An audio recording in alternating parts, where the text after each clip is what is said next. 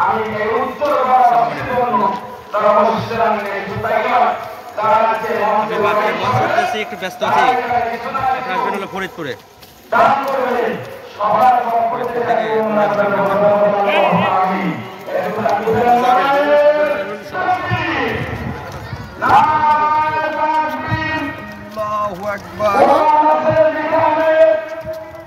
চলে আইছি মঞ্চের ঘরে, চলে আইছি তো মঞ্চের ঘরে আমরা।